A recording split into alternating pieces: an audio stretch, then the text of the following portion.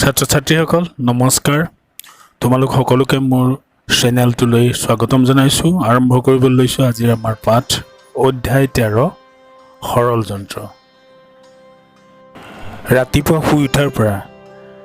ৰাতি শুৱালৈকে আমি বিভিন্ন কাম কৰিব লাগে এইবিলাকৰ বেছিভাগ কাম আমি হাত ভৰিৰে কৰো আৰু আন কিছুমান কাম আমি হাত ভৰিৰে কৰিব নোৱাৰো যেনেকৈ কিবা এটা কাটিব লাগিলে হাত ভৰিৰেটো কৰিব নোৱাৰো গতিকে আমাক কটাৰীখন লাগিল এয়াই হৈছে আহিলা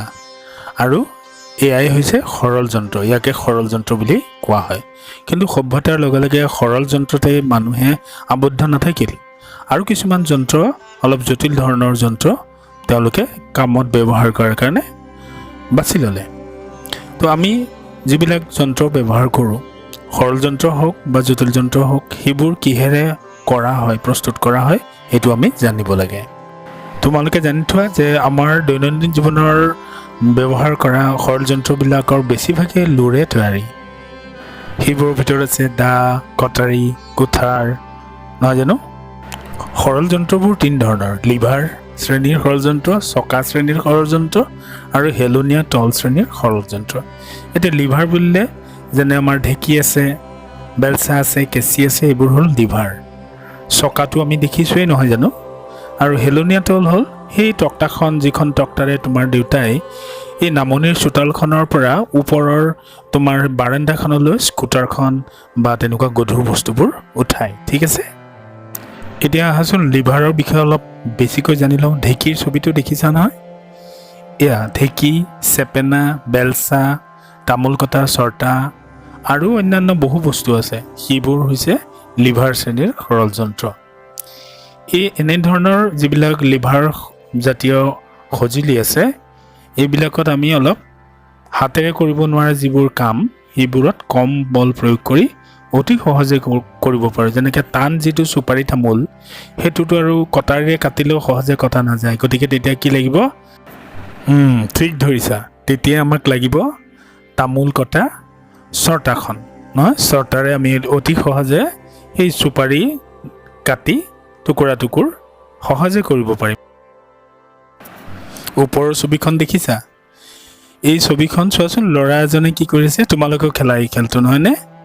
এটা শিল সেইপিনে দিছে দি পেলাই এইপিনে তেওঁ উঠিছে তেনেকৈ তোমালোকে দুজন দুফালে হৈ পেলাই এই খেলটো নেখেলানে বাৰু এয়াই হৈছে লিভাৰ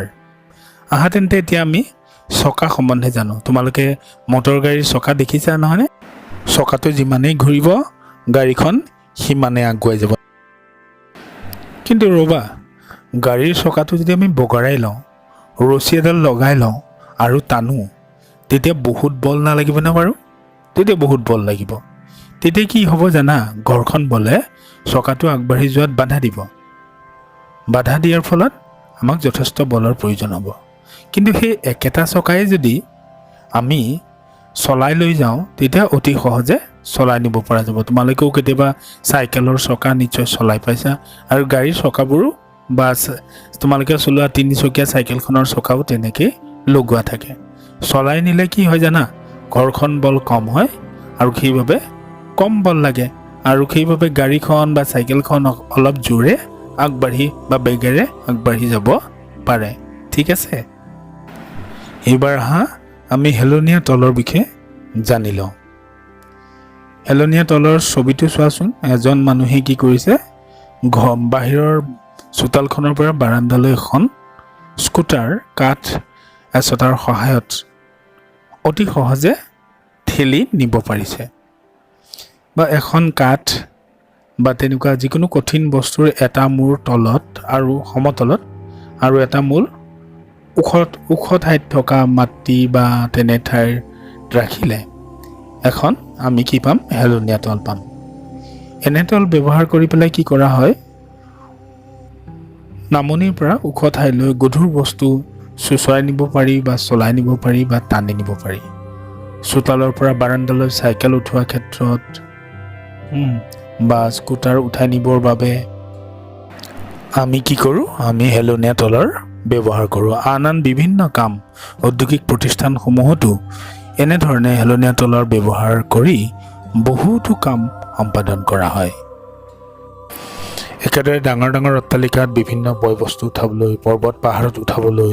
কি কৰা হয়? এই হেলনীয়া তল ব্যৱহাৰ কৰা হয়। সেইকাৰণে এইটো তোমালোকে দেখিছানে, আমাৰ নিকেতনেৰে হওক বা তোমালোকৰ ঘৰে হওক বা আন ঠাইৰে হওক, যিবিলাক খটখটি আছে, খটখটিবোৰ হেলনীয়াকৈ সজা হয়, যাতে সহজে কি কৰিব পাৰি? আগবাঢ়ি যাব পাৰি বা বয় বস্তু সহজে নিব পাৰি। তেতিয়াহ'লে